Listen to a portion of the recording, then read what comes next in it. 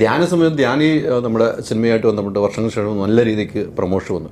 ധ്യാൻ തന്നെ അത് കഴിയുമ്പം ഈ സിനിമയെക്കുറിച്ച് തിരിച്ചു പറയാൻ തുടങ്ങി. അതെങ്ങനെയാണ് അതിന് വിനീത് കിട്ടിയിട്ടില്ലാത്ത ഇപ്പോഴാണ് എനിക്ക് കിട്ടുന്നത്, അതുകൊണ്ടാണ് ചോദിച്ചത്. അതെങ്ങനെയാണ് വിനീത് ഉൾക്കൊണ്ടത്? അല്ല, അതൊന്നും എന്താ പറയുക, അതൊക്കെ ആ സമയത്ത് സംഭവിച്ച കാര്യം എന്നുള്ള രീതിയിൽ നമ്മളങ്ങ് വിടുക, അത്രേ ഉള്ളൂ. അത് ധ്യാനുമായിട്ട് സംസാരിച്ചോ? ധ്യാനിന്റെ കയ്യിൽ നിന്ന് എന്തെങ്കിലും പാളിയിട്ടുണ്ടെങ്കിൽ അത് ആദ്യം മനസ്സിലാവുന്ന ആള് ധ്യാൻ തന്നെയാണ്. അതുകൊണ്ട് ധ്യാനോട് സംസാരിക്കേണ്ട കാര്യമില്ല.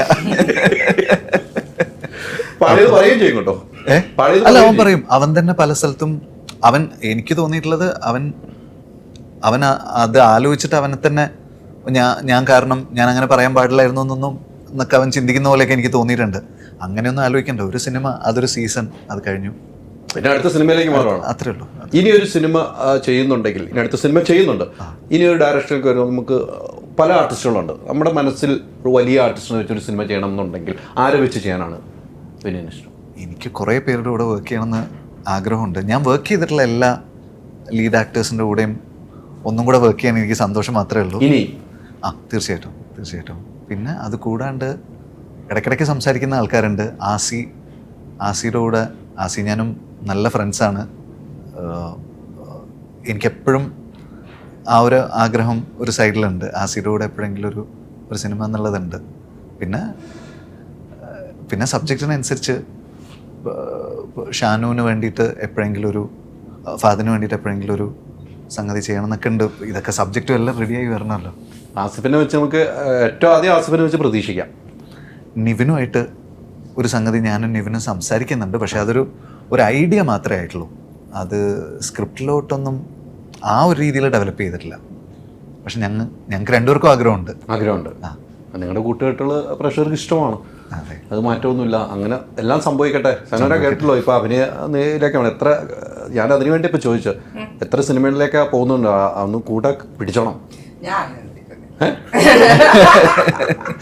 എനിക്ക് എന്ത് വന്നാലും ബോണസാണ്. ഏതെങ്കിലും മേഖലയിലേക്ക് ഇതിൽ തന്നെ പിടിച്ചിട്ട് നിക്കണം എന്നൊന്നും എനിക്കില്ല. അഭിനയം എങ്ങനെയുണ്ട്? സുഖമല്ലേ?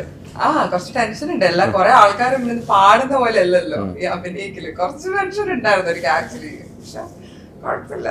ഇതിൽ ഏറ്റവും രസകരമായ ഒരു സീൻ ഓർക്കുവാണെങ്കിൽ, ലൊക്കേഷൻ ഉണ്ടായ ഒരു അനുഭവം ഓർക്കുവാണെങ്കിൽ ഏതായിരിക്കും പറയാൻ പറ്റുമോ? സായ ആക്ച്വലി ഒരു 1-2 ദിവസമല്ലേ രാവിലെ തൊട്ട് വൈകുന്നേരം വരെ ഉണ്ട്. ഒന്ന് ഓർത്തെടുക്കുമ്പോഴേക്കും ഷൂട്ട് കഴിഞ്ഞു. ഞാൻ സത്യം പറയാൻ പറ്റില്ല, ഞാൻ ആദ്യം പറഞ്ഞതായിരുന്നു. പക്ഷെ സായയുടെ പ്രസൻസ് ഉണ്ട് കേട്ടോ പടത്തില്. ഓരോരോ സ്ഥലത്തായിട്ടാ സായ വരിക. എനിക്ക് സത്യം പറഞ്ഞാൽ ഞാൻ ഇത് ഫുള്ളായിട്ട് കാണുന്നില്ലല്ലോ. അപ്പൊ വന്ന സമയത്ത് ഇതേമാതിരി ഡയലോഗ് തന്ന് എന്നിട്ട് ഓക്കെ സ്റ്റാർട്ട് ആക്ഷൻ എന്ന് പറഞ്ഞപ്പോഴത്തേക്ക് ഞാനിങ്ങനെ ഞെട്ടിപ്പോയി. ദൈവമേ തുടങ്ങിയ ഇങ്ങനെയായിപ്പോയി എനിക്ക്. ഞാൻ പ്രിപ്പയർഡ് ഒന്നും ആയിരുന്നില്ല. പക്ഷെ കുഴപ്പമില്ല. ലൈക്ക് അതൊരു നല്ലൊരു ഇതായിട്ട് എടുത്തു. എനിക്ക് ഭയങ്കര നല്ലൊരു എക്സ്പീരിയൻസ് ആയിരുന്നു എനിക്ക് തോന്നി. പക്ഷെ ഇത് കഴിഞ്ഞിട്ട് ഞാൻ ഇതിൽ തന്നെ ഇങ്ങനെ ആക്ടർ ആയിട്ട് ഇരിക്കണം അങ്ങനത്തെ തോട്ടല്ല എനിക്കില്ല. അങ്ങനെയൊന്നുമില്ല. നമുക്കെപ്പോഴും singing, music, live shows continuously ഇങ്ങനെ പോകുന്നുണ്ട്. അപ്പൊ അതിന് ഞാൻ ട്രാവൽ ചെയ്യുന്നുണ്ട് ഒരുപാട്. അപ്പം അത് വേറെ തന്നെ ഒരു ലഹരിയാണ് ആക്ച്വലി. അതിന്റെ കൂടെ ഇത് ഡബിങ് ചെയ്യുന്നുണ്ട്.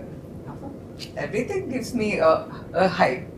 അത് എൻജോയ് ചെയ്യാം, അങ്ങനെ പോവാം. ഈ ട്രാവലിന്റെ ഇടയ്ക്ക് സിനിമകൾ കാണാനുള്ള സമയം കിട്ടാറുണ്ട്? തിയേറ്ററിൽ പോയി സിനിമ കാണൽ കുറവാണ്. സിനിമകൾ കാണുന്നത് ഭയങ്കര കുറവാണ് ആക്ച്വലി. സീരീസ് ഒക്കെ കുറച്ചൊക്കെ ഇരുന്ന് കാണും. എന്താ ഞാൻ ആക്ച്വലി ഈ വേൾഡിലെ എല്ലാം നടക്കും ഞാൻ തോന്നാറുണ്ട്. പല ഏരിയാസിൽ പല ആൾക്കാർ ഇരിക്കുന്ന സമയത്ത് പല കോൺവെർസേഷൻസ് എനിക്ക് കണക്ട് ചെയ്യാൻ പറ്റാറില്ല. അപ്പം ന്യൂസ് കാണാറില്ല. ന്യൂസ് ഞാൻ കംപ്ലീറ്റ്ലി കട്ട് ഓഫ് ചെയ്തു. ബിക്കോസ് ഒരുപാട് ടോക്സിസിറ്റി ഉണ്ട്. എന്തായാലും നമ്മുടെ കൺട്രോളിലല്ലാത്ത ചില കാര്യങ്ങൾ സംഭവിക്കുന്നുണ്ട്. അതിനകത്ത് നമുക്കൊന്നും ചെയ്യാൻ പറ്റില്ല എന്നുണ്ടെന്നുണ്ടെങ്കിൽ എനിക്കത് എടുക്കാൻ പറ്റില്ല. ബിക്കോസ് എന്റെ മെന്റൽ സ്റ്റേറ്റിനെ ഡിപ്പെൻഡ് ചെയ്തുകൊണ്ടിരിക്കുക. അപ്പൊ അവിടെ ഞാൻ മാക്സിമം കട്ട് ഓഫ് ചെയ്യാറുണ്ട്. അപ്പൊ അതുകൊണ്ട് ചില സമയം എനിക്ക് കണക്ട് ചെയ്യാൻ പറ്റാറില്ല. അപ്പൊ ഞാൻ എല്ലായിടത്തും പറയും ഞാൻ വേറൊരു വേൾഡിലാണ് ഉള്ളത്. ഇടയ്ക്ക് ഇങ്ങനെ വരും, തിരിച്ചു പോകും. എന്റെ വേൾഡ് ഞാൻ ഹാപ്പിയാ.